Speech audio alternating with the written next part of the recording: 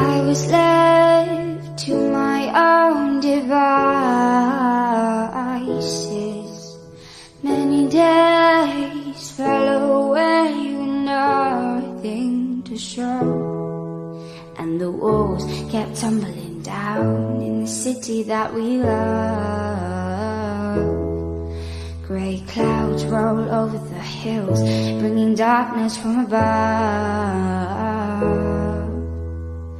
But if you close your eyes, does it almost feel like nothing changed at all? And if you close your eyes, does it almost feel like you've been here before?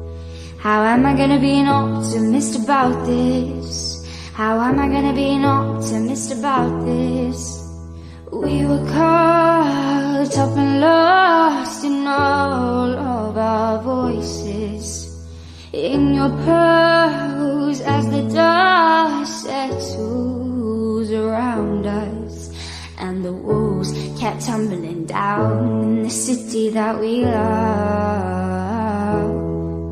Grey clouds roll over the hills, bringing darkness from above. But if you close your eyes, does it almost feel like nothing changed at all? And if you close your eyes, does it almost feel like you've been here before? How am I gonna be an optimist about this? How am I gonna be an optimist about this? Oh, where do we begin? The rubble of our sins. Oh, where do we begin? The rubble of our sins. And the walls came tumbling down in the city that we love. Grey clouds roll over the hills, bringing darkness from above. Close your eyes.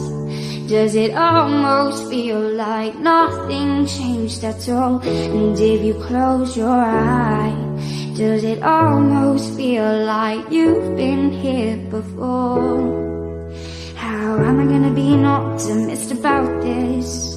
How am I gonna be an optimist about this? If you close your eyes, does it almost feel like nothing changed at all?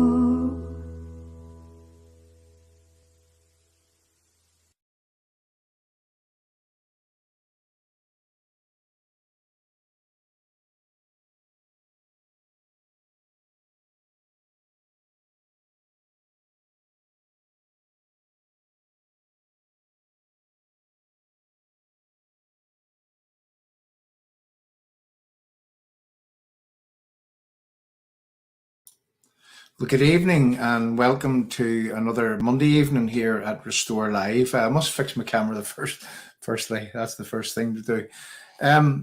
We decided to come on this evening because a lot has happened today.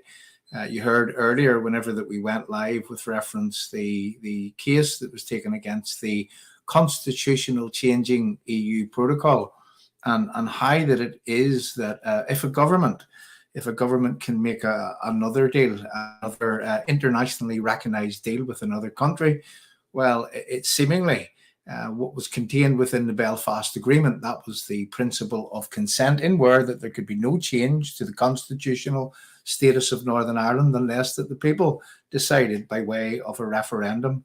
Well, seemingly that was written in the Belfast Agreement, the principle of consent, the only thing that British Unionists got out of that Belfast Agreement to protect their future was the principle of consent. And when we needed that principle of consent to work for us, well, seemingly, not seemingly, but certainly it doesn't work for us. And we've noticed that play out over the past, since the start of 2020, in where that we woke up on at the start of the year 2020 and we had a constitutional changing EU protocol put in place that separated us from the rest of the United Kingdom and created huge constitutional change here in Northern Ireland.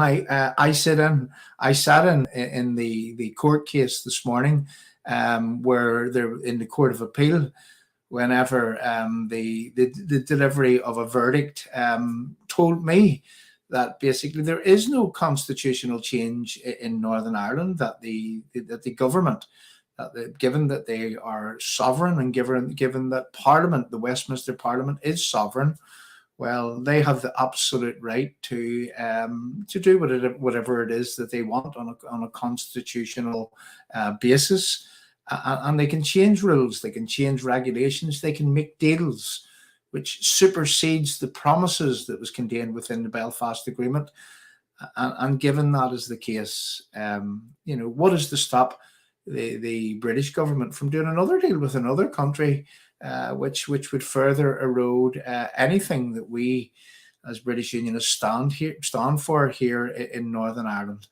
And the reason why that we decided to come on and to go live again this evening was because that we wanted to then show people here of further developments just today.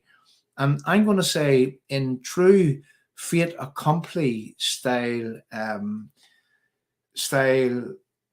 choreography, let's just say, in true fait accompli style choreography, well, the verdict was delivered earlier on at the Court of Appeal, and this afternoon there was a further eroding of Northern Ireland's position within the United Kingdom by way of that we are known as Northern Ireland, which isn't part of GB, and that would be in the new customs regulations and declarations that would be laid down as a result of what happened today after the court case was delivered. Now, what we're going to do at this point is that this was put together in a rush, and we're normally a wee bit more prepared for what it is that we want to do. But what I would like to do is that Jim, I see you on the live chat there, and Jim, I've sent you something through, and would you be kind enough to send it to me here, so that it is that I can get it up and I can literally take people through a chain of events which happened today. And that was after the court case was actually delivered. So I'm just going to pop up something here in terms of the live chat until we get the audio footage of what it is that we want to let people hear with reference to what it is that happened today. Now, I'm going to pop up some live chat as we go.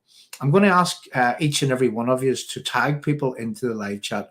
I'm going to ask you to share this stream far and wide, because I believe that every single British Unionist, well, they actually need to know what it is that's happening before their very eyes. And today, not that it gives me great pleasure to do this here, but today, here on the 14th of March in 2022, today, we at Restore, for what it is that we've been doing over the course of the last number of years, we are vindicated, and it doesn't give me any pleasure to say that we are vindicated in terms of that we were pushing, that we were fighting with, that we were continuously, harassing our political advisors, our political leaders, so-called, to do something about what it was that we seen coming down our road. But no, these people, they decided not to do anything. They decided to let these things bed in. They decided not to nip these things in the bud when they could have been nipped in the bud. And on Friday night, if any of you have attended Crossgar, the Orange Hall in Crossgar, and where there was a protocol rally in place, well, you would have heard Jeffrey Donaldson, the leader of the DUP, deliver a message, not only to the gathering and the people that was there in Crossgar, but certainly to the media that was located at the back of the room and permitted access to that room, in where that Jeffrey Donaldson had said something that we've been saying for over a year now. Jeffrey Donaldson said that the only instrument that is available to make any impact on the protocol is by way of excluding yourself and yourselves and your political parties. from this so-called Stormont, from this house on the hill, from power sharing, from anything that flows from the Belfast Agreement.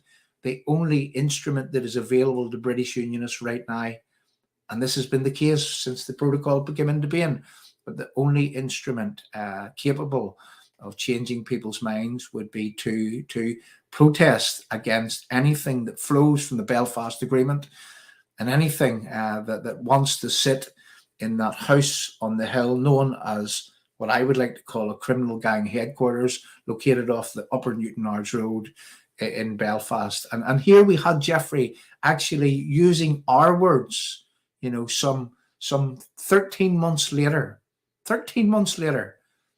he's came late to the party whenever he said that that is the only means available to him. Excuse me, I have to stop that. I had to stop that. Please accept my apologies. Should have had that turned off. Anyway, you see, Jeffrey was using the words that we've consistently driven home here at Restore, that the protest needs to be made against the mechanisms which are delivering us here in the British Unionist side of Northern Ireland. They're delivering us to this so-called New Ireland, in where that we won't be welcome. Now, they can dress it up in whatever way that they want, but the truth of the matter is that we as British Unionists are second-class citizens here today in Northern Ireland. What's it going to be like whenever that we would reach this socialist, Republican, nationalist utopia of a so-called New Ireland, in where that if you're Irish right now, well, you're not even permitted to be Irish. You're called far right, you're called fascist, you're called all manner of wrong label if you choose to stand up for your nationality in that socialist hellhole that is the Republic of Ireland. Anyway, as we move on, I'm just going to look for the video that Jim would have delivered over. It's taken a while for it to come. Jim, it doesn't seem to have come. Jim, is there any possibility that what you could try to do is that you could try to reduce the size of it, because it was a big enough file, and you know we really want to have that information, and I can speak on whilst it is that we'll wait for that. So Jim, if you would just like to confirm there that you can try to shrink the file and send it across to me that way, and if you can do that, that would be absolutely marvelous. So what is it that I want to do? I want to move on here as we prepare, and please accept our apologies because we're normally a wee bit more prepared than this, but all of this happened in a way that was thrust upon us by way of the judgment today against the appeal. And then now seemingly what has happened is that we are Northern Ireland, and the rest of the United Kingdom is known as Great Britain. Now, we can take you back and we can show you the genesis of where this was happening. We can show you that perhaps that some DUP ministers knew that this was happening, because these were the words that was being used by Edwin Poots just shortly after that the constitutional changing protocol came into place. And you know, I'm going to look for another video right now, and we're going to play this, and I'm going to ask you to listen very, very carefully to the words being used by Edwin Poots just last year, whenever he said that that you know what we need to do is that we can use the benefits of the protocol, and what we can do in Northern Ireland is that, and this is me paraphrasing, we can export to the GB market. Now listen carefully to what it was that Edwin actually said. We can export to the GB market is exactly what Edwin would have said back then. Now, I'm going to look for this little video clip, if you just bear with me, because again, we're waiting on the main video clip here actually coming to us, and so that we can show people the seriousness of what it is that has happened today. Today, when people would say that you shouldn't feel any less British, well, before our very eyes, we are being eroded. We have been chipped away at, and I Some people say that we shouldn't blame people for what it is that's happened, but we can't not excuse the fact that this wasn't nipped in the bud from day one, and here we are, some 13, almost 14 months later, and nothing has been done about this constitutional changing protocol. So I'm just looking for something here, people, as we go. So just bear with me for a second here. Now, where do I see? Can I get this?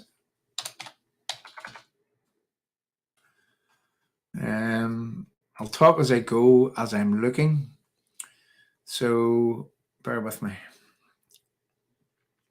You got to excuse me. We've got a huge amount of video clips that we've been cutting over the last few years, and where people had said different things. And normally, whenever we're doing a show, what we do is that we prepare for it. But this was done as a matter of urgency, and that we decided to go live. And what it was that we were preparing, we never intended to talk about this part. So again, I'm just again looking for something here. If you bear with me.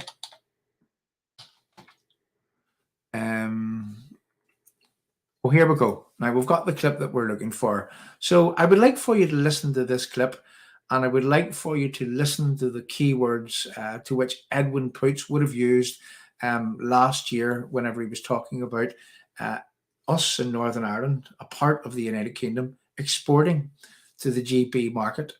We are the United Kingdom. For what reason would any of us ever contemplate or countenance exporting to England, Scotland, or Wales? Are we not the same country? Are we not part of the United Kingdom? Did Edwin Poots know something that we didn't know? Let's listen to this and then we'll be back. Protocol means that Northern Ireland is still operating under EU rules, with the EU treating Britain as a third country. And Edwin Poots says that means that there's an opportunity for Northern Irish businesses to branch out. An awful lot of material that is sold in the Great Britain market is imported from the European Union. We can obviously sell to the Great Britain market without the restrictions that would be for European Union countries. And our climate is actually excellent for plants, for cut flowers, etc. So, we're very easy access to market.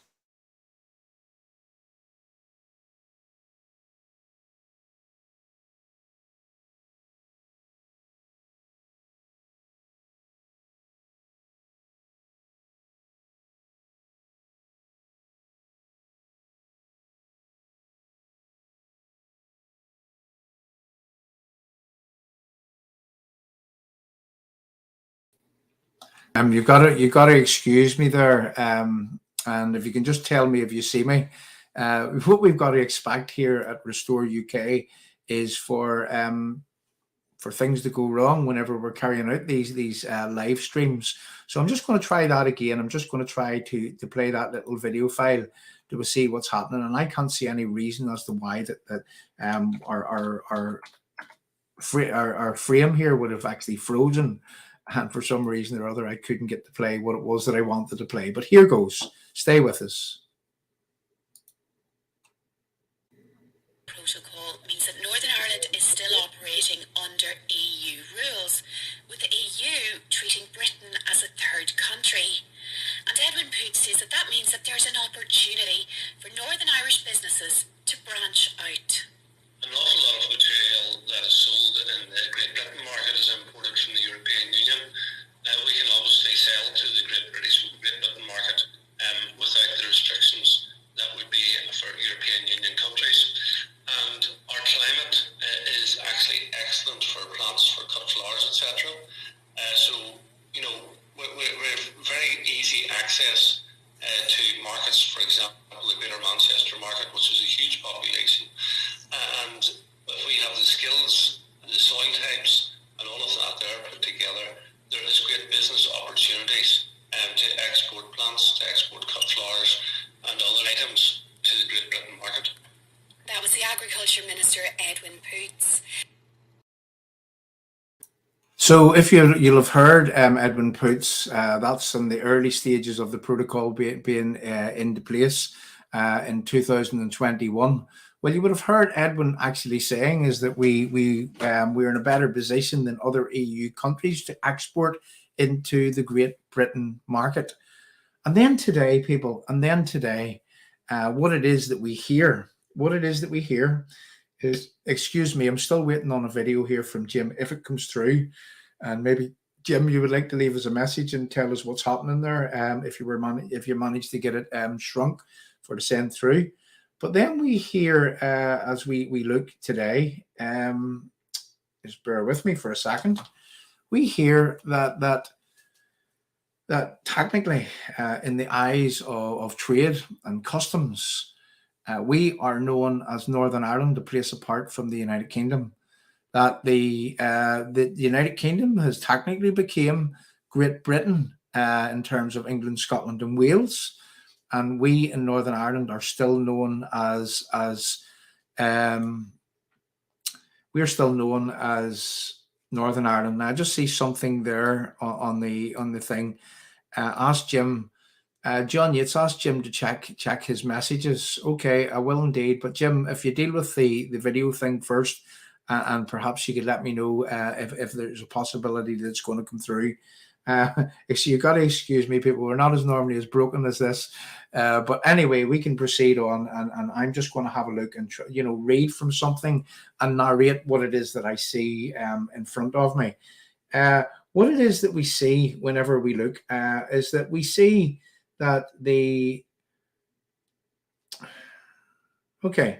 so this is a tweet today at 4:30. Today at 4:30, the government is using statutory instruments to replace the United Kingdom with Great Britain in old customs legislation in order to remove Northern Ireland, all whilst certain cabinet members claim they'd love to remove the protocol. So what seems to be happening is that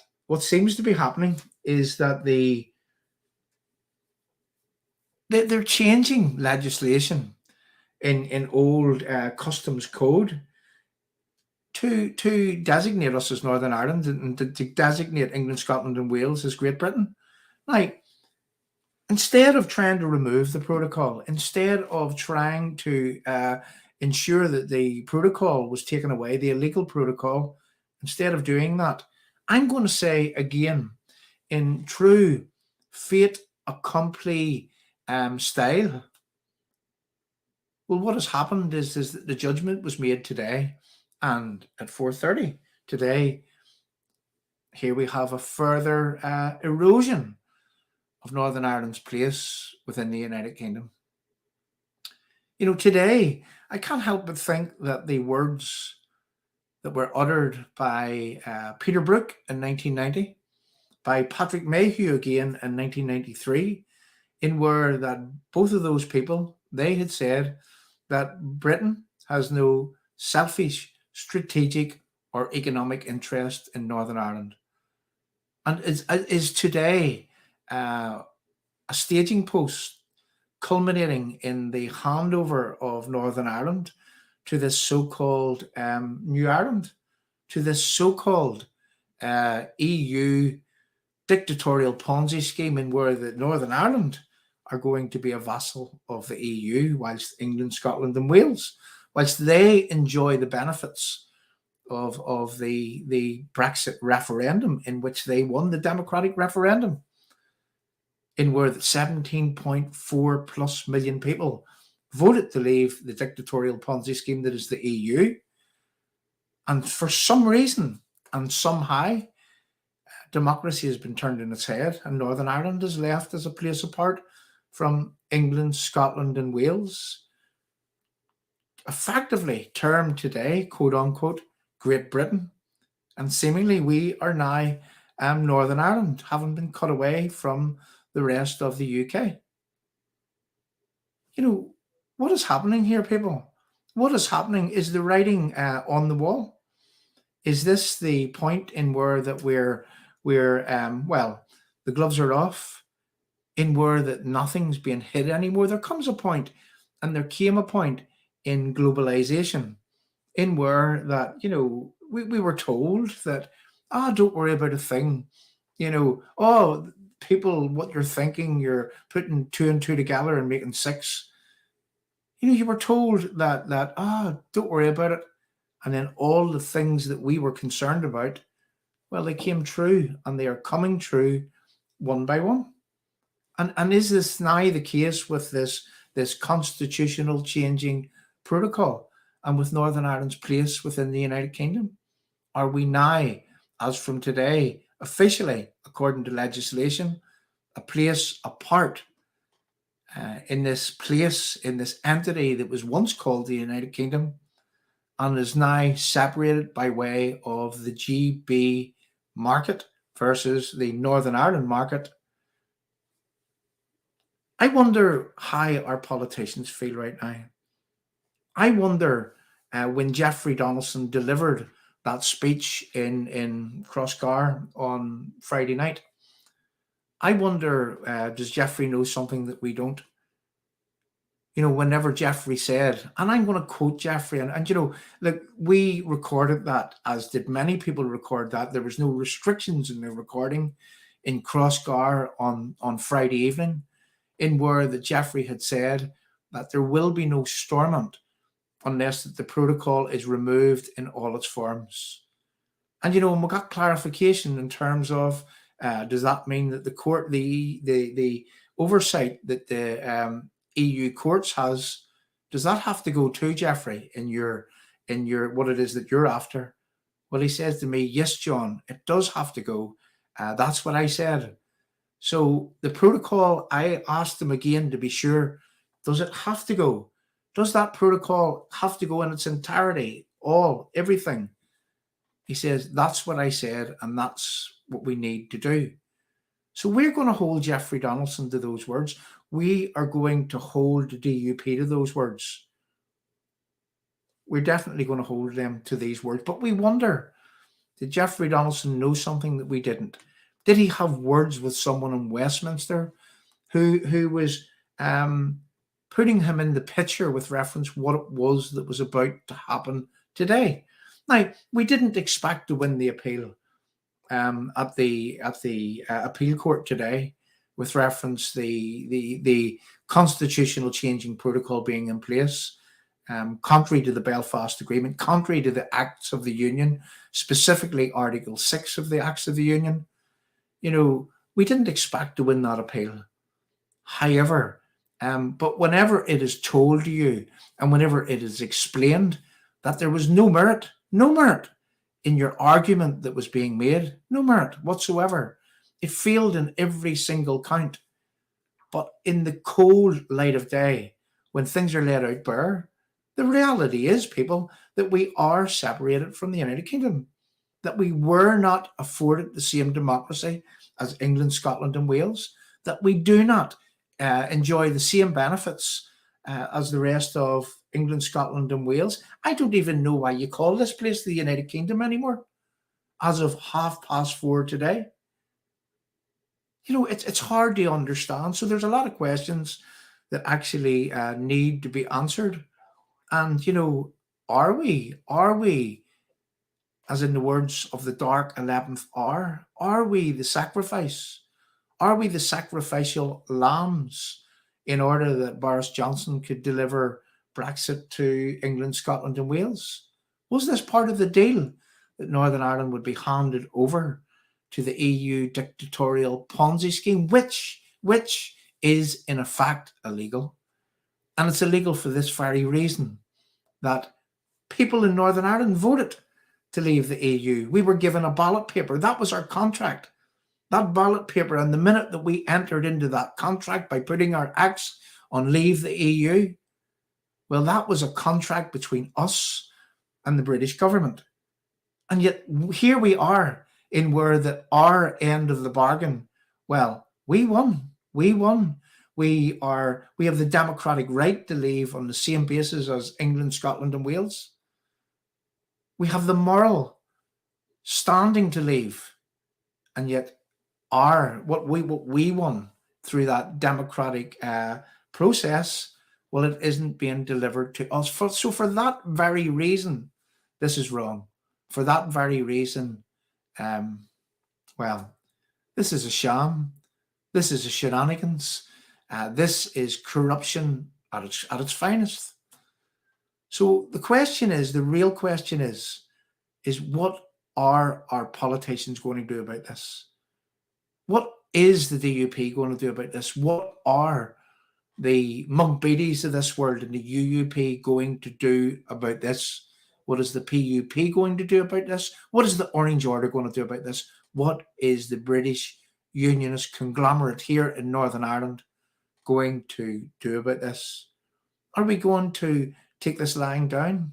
Are we going to roll over and accept a few pounds as 30 pieces of silver as the cost of us having to join this so-called New Ireland?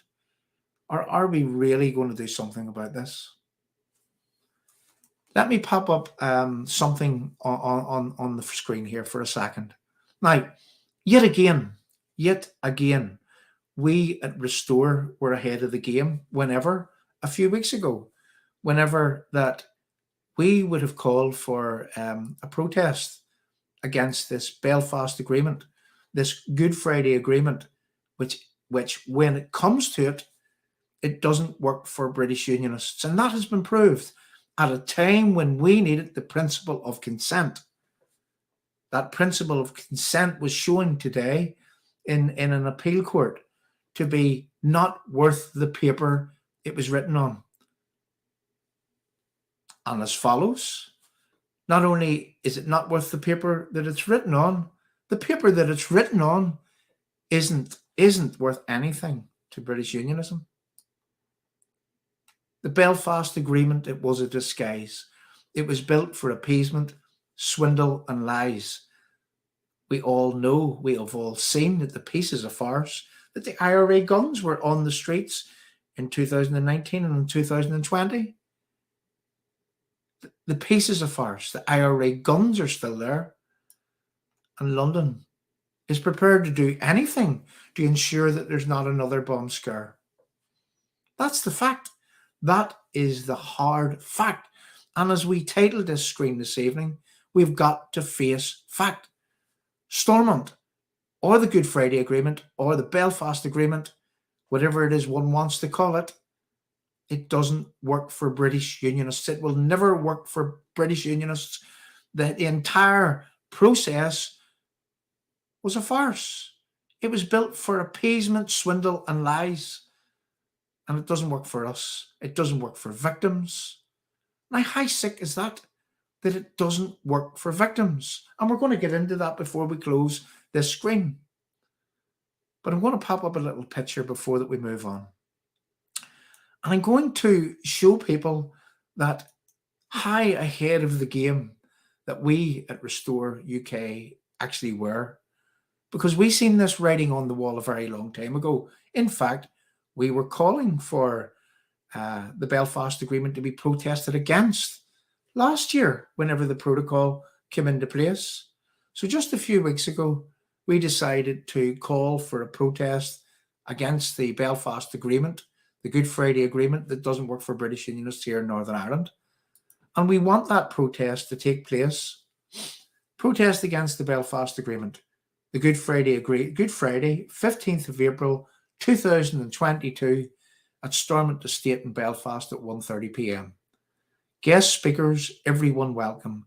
Play your part. Help make history. It says here at the bottom that this event is facilitated by Restore UK. But this evening, I'm going to call upon the TUV to take hold of this event, to own this event, to take this event.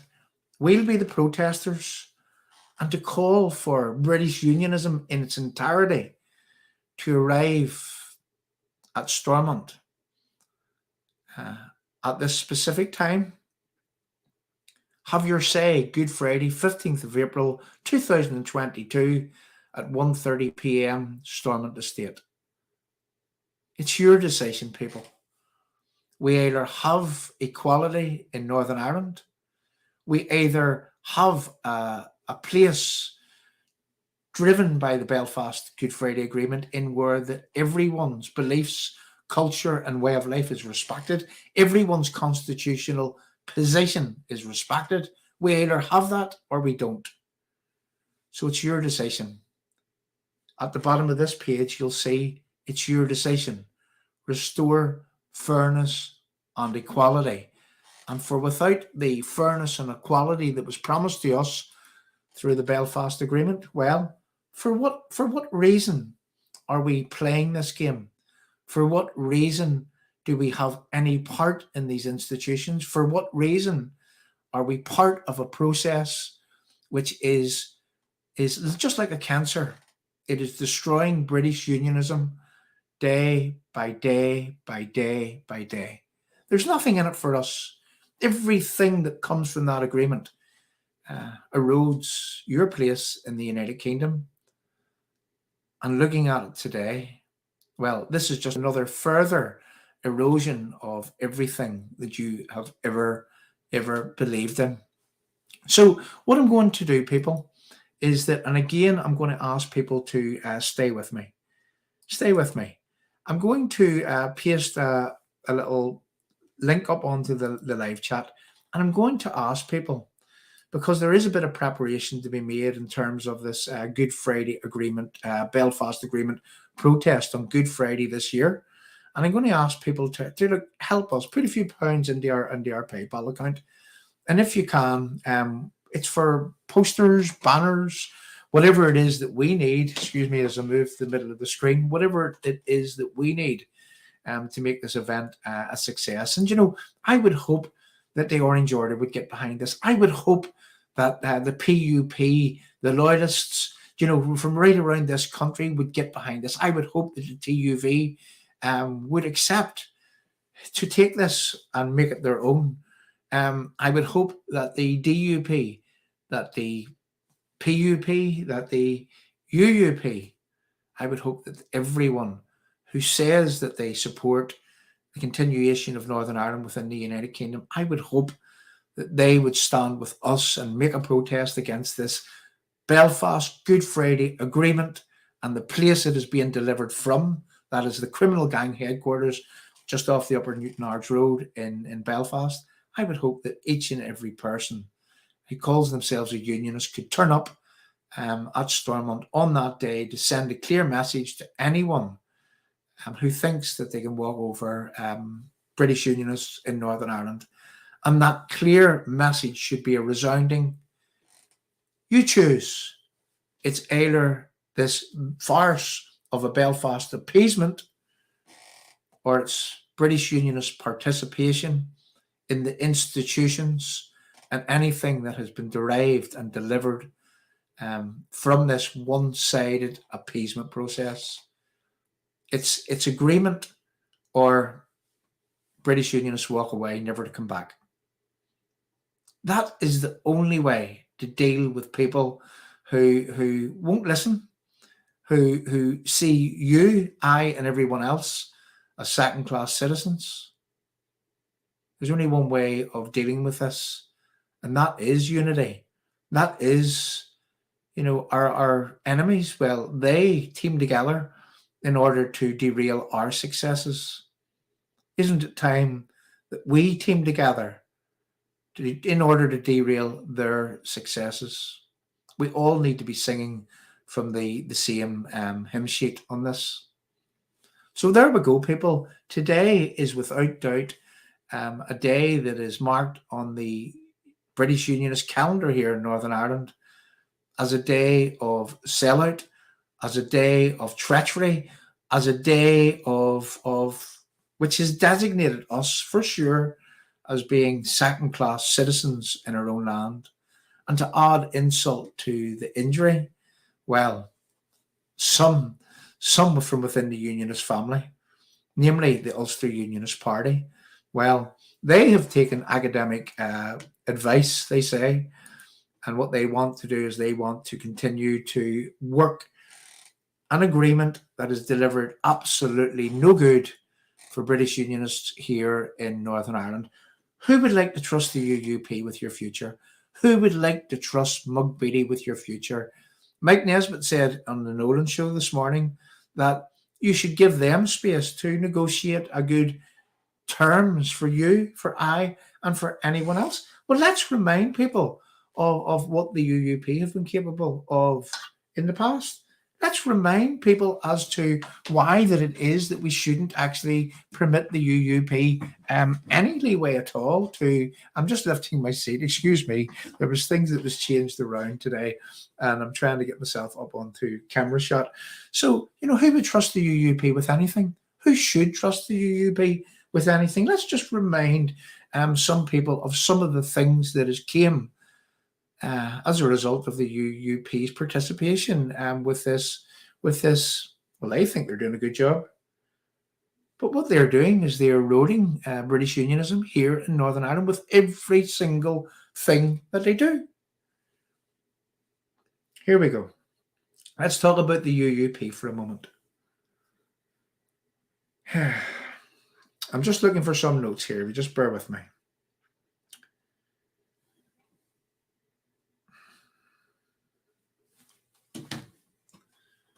Sorry, excuse me, people. I'm just looking for something. As I say, this wasn't actually planned.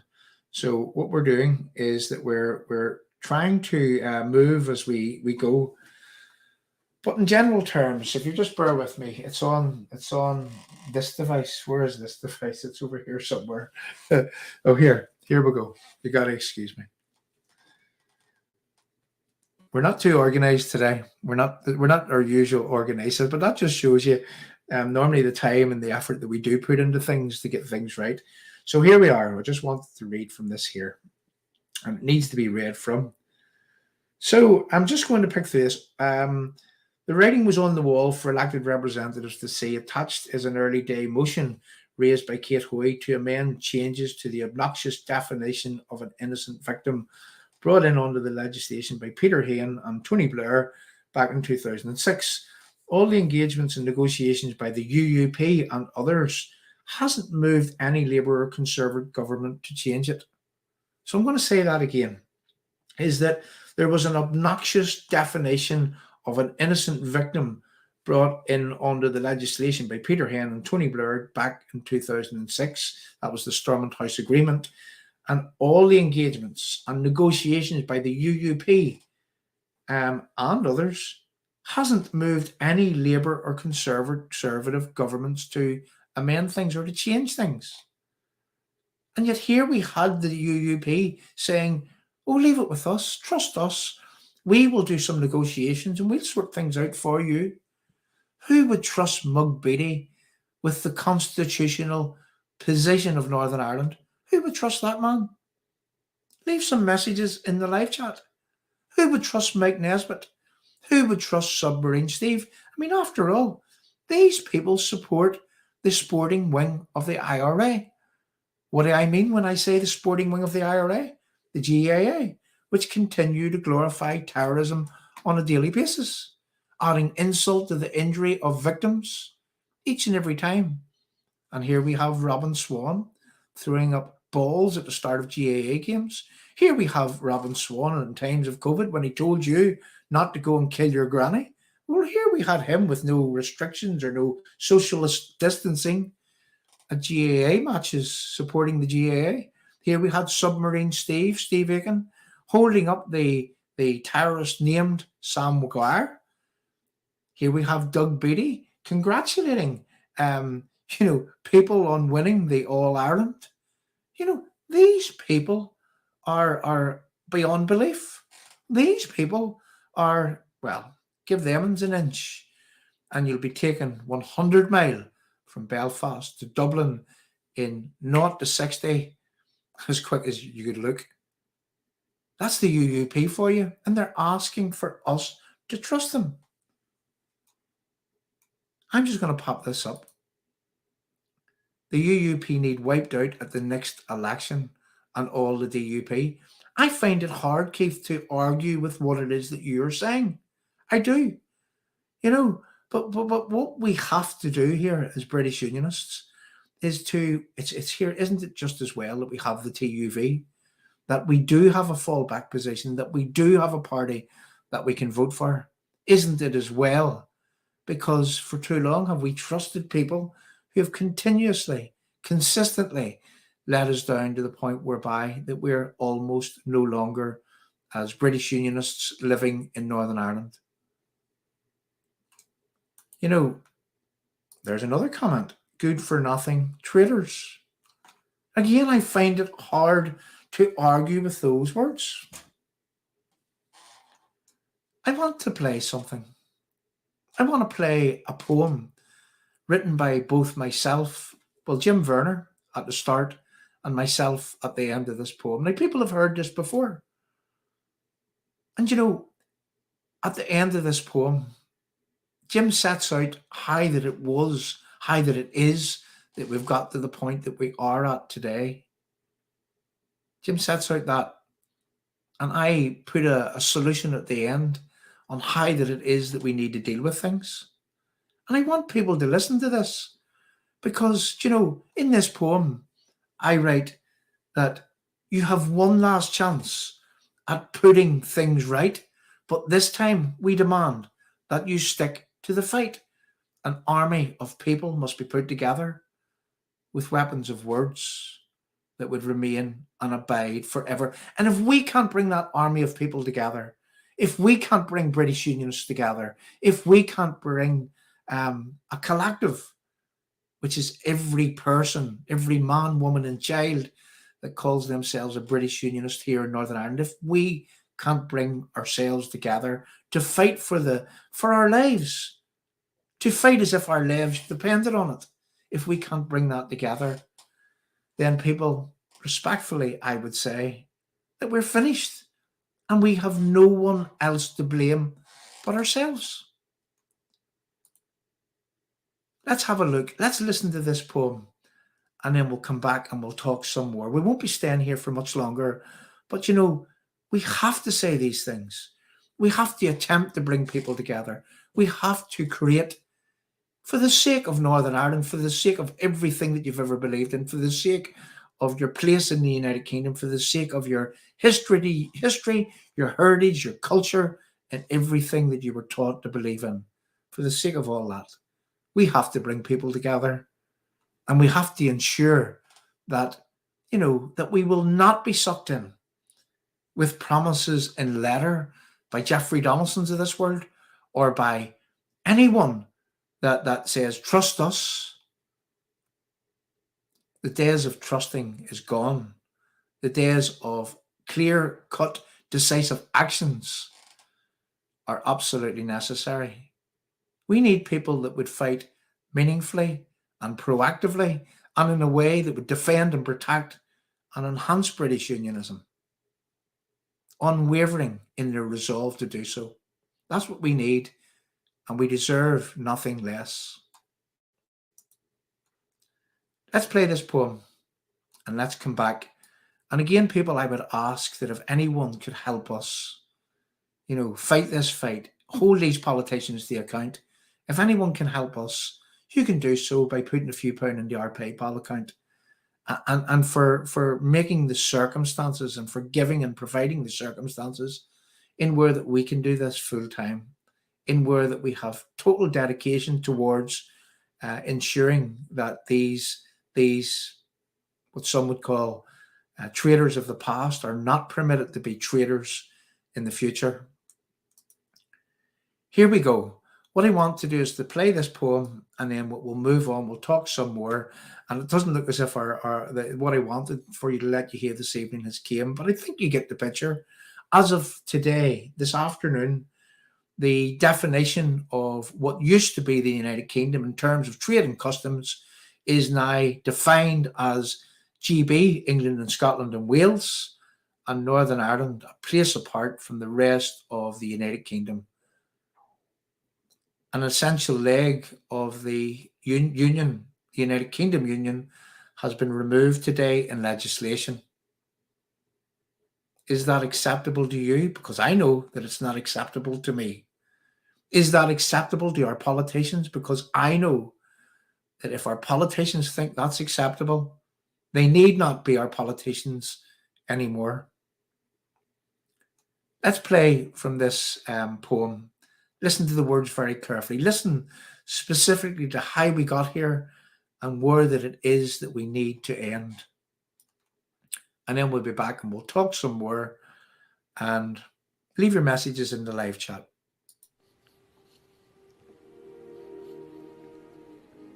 I can't help but wonder why so many people, they had to die for being British in our own land, murdered by cowards with their evil hand. The IRA crept back to their bed after leaving so many people dead. A soldier, a cop, a father, a son, a woman, a child, just anyone.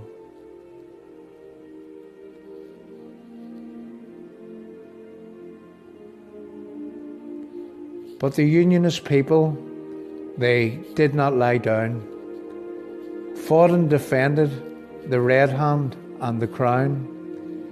We stood proud, ready and able. The IRA cried to come to the table. The Belfast Agreement, it was a disguise. It was built for appeasement, swindle and lies.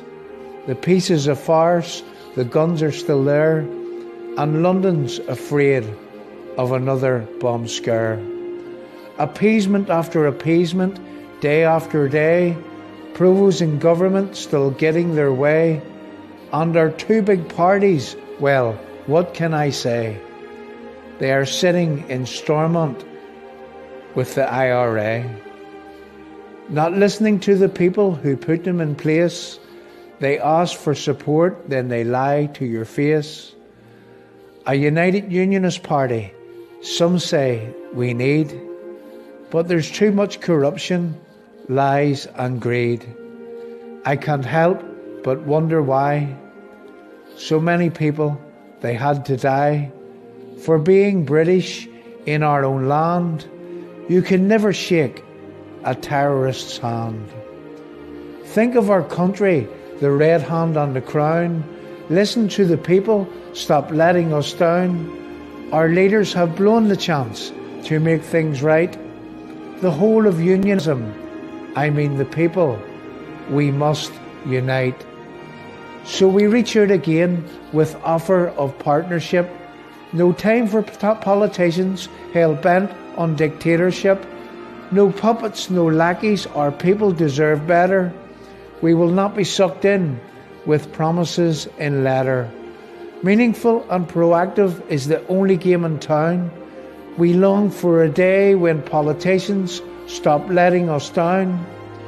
You have one more chance at putting things right. But this time we demand that you stick to the fight. A roadmap must be drawn, agreed by everyone. No hierarchy, no pulling rank is exactly what must be done. An army of people must be put together with weapons of words, which will remain and abide forever.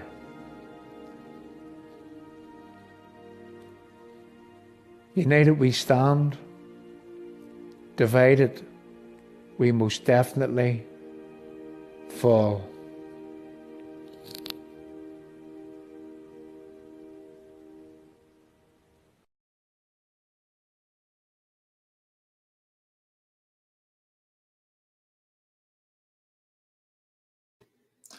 So there you go, people. There is the answer. There is the answer. There was the answer written in 2019, early 2019. That was before the constitutional changing protocol came into place, came into being. And there is the answer. The answer was the same yesterday. It'll be the same today, the same tomorrow, is that an army of people must be put together with weapons of words that no one is allowed to deviate from, that everyone is singing from the same hymn sheet. An army of people must be put together with weapons of words that would remain and abide for another 100 years here in Northern Ireland. And you see, these politicians, they think that they know best. But let's face it, they have failed you, they have failed me, they have failed every person from a Protestant, Unionist or Loyalist background here in Northern Ireland. I don't like to use those divisional terms. To me, you're either a Unionist or you're a British Unionist here in Northern Ireland. But the reality is they have failed each and every one of us. And isn't it time that they hung their heads in shame and they beg for forgiveness for being asleep at the wheel and for constantly, continuously and continuing to turn a blind eye whilst our country, whilst everything that we've ever believed in is going down the tubes and going down the tubes faster than you could ever imagine. People, we couldn't get the thing that we came to do this evening. It was a huge big video file. I spent an hour there putting it together. I couldn't shrink the file. I sent it across to Jim with all due respect. And, he's trying to send it to me and it hasn't came yet. But look, you get the picture anyway. The picture that we were here to speak about this evening, today, as of late this afternoon, after the judgment was delivered in the protocol case, today we have been designated, the United Kingdom has been designated in terms of trade and in terms of customs, that we're talking England, Scotland and Wales being GB, and Northern Ireland being Northern Ireland, as if that we have been cut apart, we are a place apart, as if that this is the process in where that the trade, that the economic union with the EU and the Irish Republic, well, that is the first step, as Jim Allister would say, to the full union. And that's where Northern Ireland becomes part of this so-called new Ireland. And our politicians have done absolutely nothing about it. So there we are.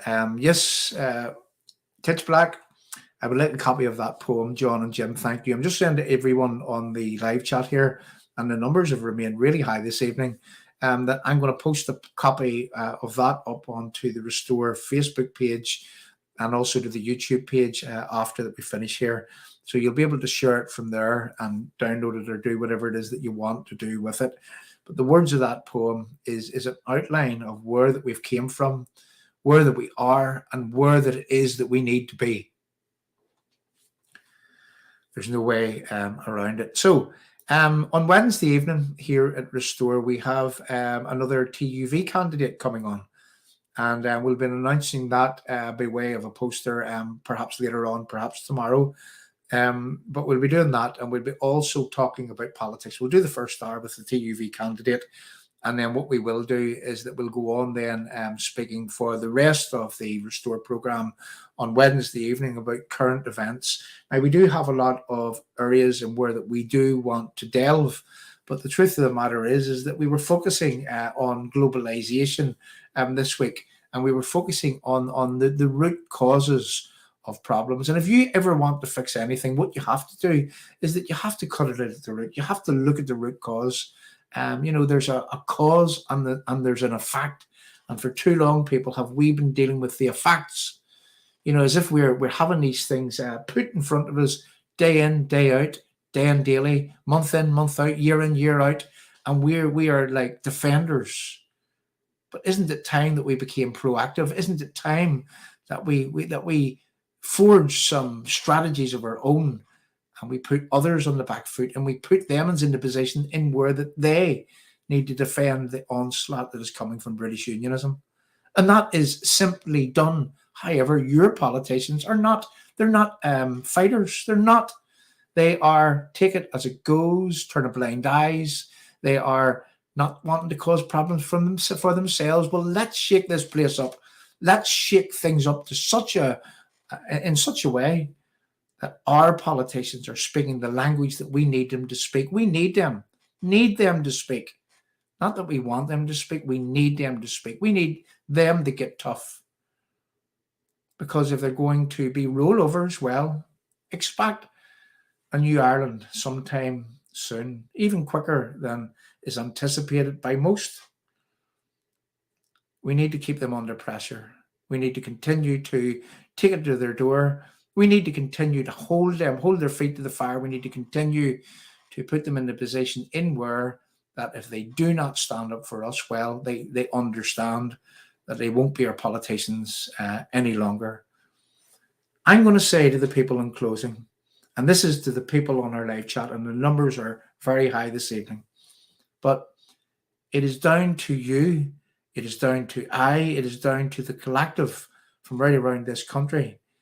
People like the Orange Lodge in the Market Hill area, which wrote a letter last year, which created a domino effect, which put the Orange Order behind the 8 ball, and things started to change from there on. And everybody of any sort of standing from within British Unionism was talking about exploiting the benefits, is exactly what Jeffrey Donaldson said. Poots wanted to export to the GB market. Arlene Foster, she says, well, if it goes wrong, I'll leave, and I'll leave all yous to your own devices. These are the types of leaders that we were meant to, that we've had. And it's only our fault that we've elected them into place, and we have been shafted time and time and time again in terms of them not standing up for the things that they should have been standing up for. And what with us, British Unionist electorate, like people who continues to put their hands in the fire,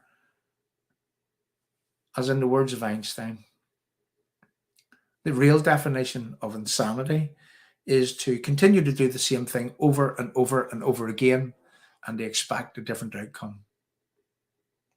Isn't it just as well that we have a TUV to vote for at the up-and-coming election here in May? Isn't it just as well? People, thanks very much for coming along.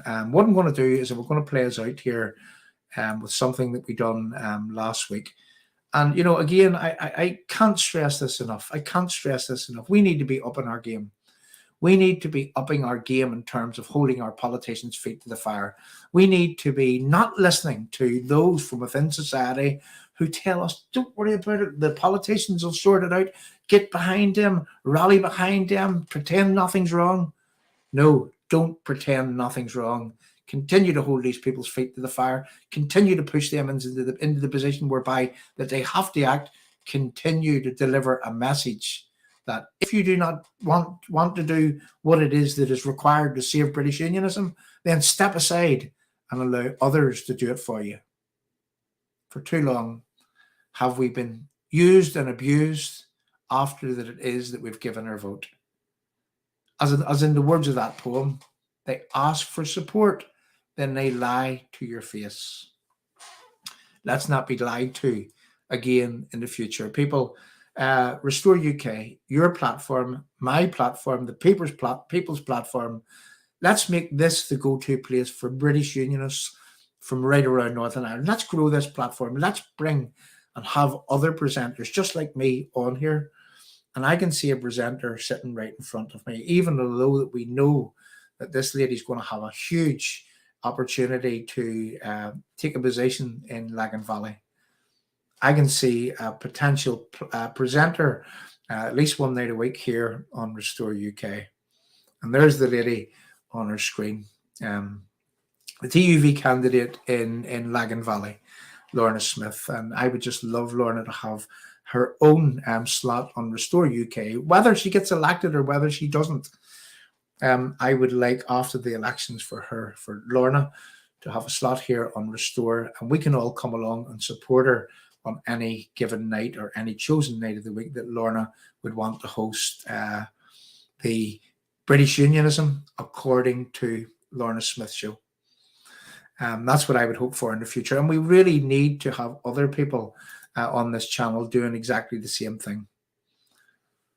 So people, I'm going to look for the video that I was looking for. Didn't come through. It hardly mattered because we're never found wanting when we know what we want to say, when we know what has to be said, when we know the areas that we do need to adjust at the minute.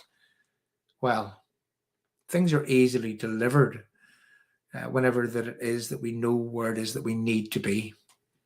So I'm going to look for a little video file here.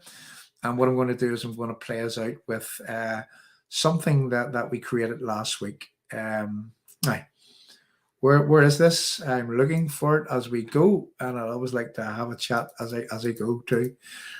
I'm smiling. So I'm just looking for something to close down this evening's broadcast with. So here we go, people, and I'll see you all on Wednesday evening. One thing in closing is that, and this is something that I remember from I was young, we is always better than I. Together, we are most definitely strong. Thanks very much, people. Thank you. 100th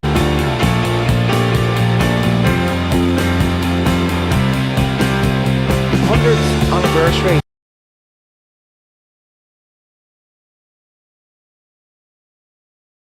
of Northern Ireland, and we do hope that there's going to be a good turnout.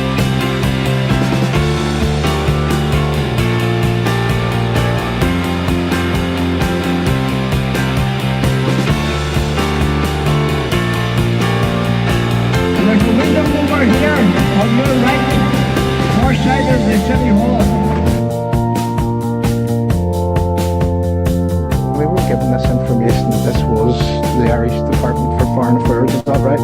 What brings our collective love for Ulster to this place, to this day? Again in Tullyhammon, what you'll notice is that the main street is actually just behind us, just literally behind where the camera is here, just a few yards from me.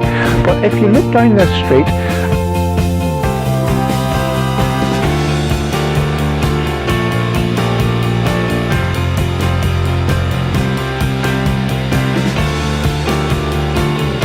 Reminder of the courage and sacrifice of so many young Ulstermen.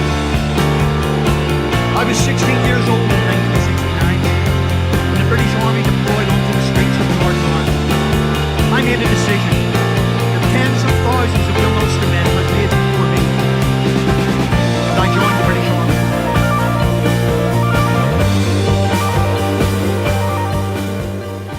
I mean, if I were to drop a letter in here, could we get it to Simon Coveney? And all we wanted to do is we want to invite him on our show, basically to come and talk to British Unionists. What we think is we think that he's not really taking into consideration British Unionist concerns over this protocol.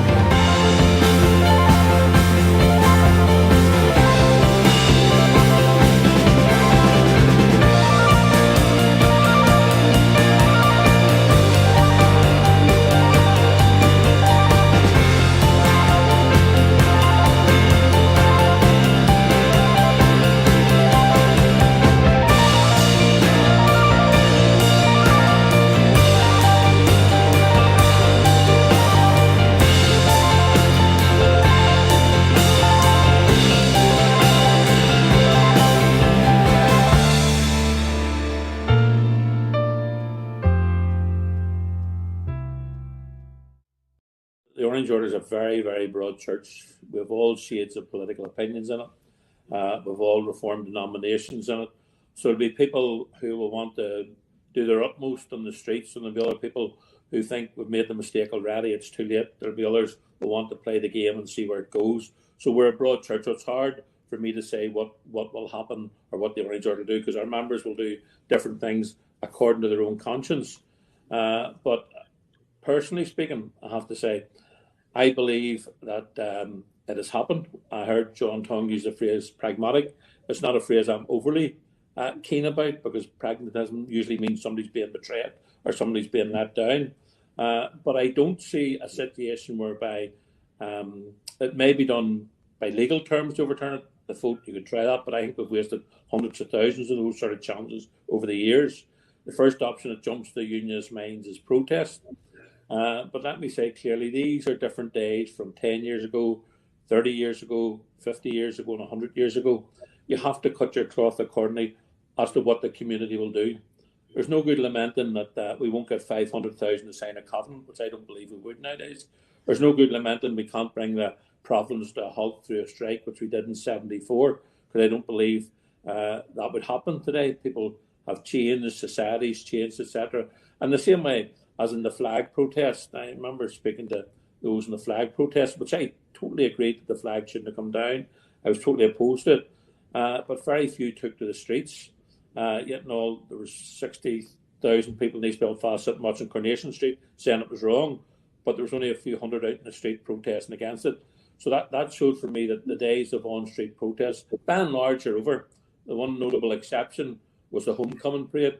I thought unionism was never united as before, as people headed to the City Hall, streamed from all parts of the province to the City Hall, from all shades of unionism and from all spheres of society. That united us, something like that united us. But I don't think we're in that position again. So I don't think doing street protests where there's a potential of getting young people criminal records, or even older people or women or whoever records for blocking streets, I don't think it would work. I'll be honest, I'll be straight. If I thought we could do it by protest and change things, I'd be the first on the street, because I supported the Workers' Council strike, I've supported issues over Drumcree and others where street protest action was taken. But sadly, I don't think it would work at this particular time. That doesn't mean, and this is the key to it, I think, that doesn't mean people agree with the decision. But we live just in a different world. The young people wouldn't be the same for coming out. People are tired, shall we say, and feel let down in many ways by parts of unionism. So that's not the same enthusiasm. But that's not to say we accept things. That's not to say we just lay back and say this has happened. I think we need to fight it in whatever way we can, and that's where we need political leadership to show us how to deal with things, to show us what's the way to make sure these protocols don't get any worse. Indeed, we need to amend them. And I think we need to play a more strategic game, because I believe this decision will orientate our economics towards Dublin and towards the Republic and towards Europe. And we have to get ways to counterbalance that. And we have to go to the British government, those who have let us down on this occasion, and say, how do we counterbalance that? Because I think it was wrong what Boris did, but I suspect he did it for pragmatic reasons. As you said, the border became a very litmus test for the whole thing. We were talking about it. The President of America was talking about it. European heads of all the states were talking about it. The Republic of Ireland government brought in violence to it when Farage showed that picture of the border pole being burned out. Unions certainly didn't threaten violence around it, but those things were introduced. So I think we need to now go and see how we can strengthen and negate those things that have happened, because we're not going to overturn them. If they're going to overturn them, somebody tells me how to do that. Everybody will want, I want them overturned. But how do we achieve that? It's no good just wanting and wishing for something. It's not going to happen. We have to work out a way to do that. And I think that unionism needs to do that collectively with all the various parties and everyone else, and work out a strategy. But then it leads to what I think is one of your other major themes, is leadership. You know, people need to want to be led. Sadly, today's society's changed. There were leaders 100 years ago and people followed them because they trusted their leaders. That's what they did. But nowadays, everybody's a leader. Don't think it's probably correct to say, but nobody wants to be an Indian. Everybody wants to be a chief. And I think that's the case. And social media has helped that. I'm not saying people shouldn't have their opinions and all, but everybody believes they know better than someone else. And sometimes we need to step back and say, we need led. We need to follow someone who we believe is going to overturn that decision, who we believe is going to work with others to overturn that decision. And I think that's the key, that we have to want to be led as well.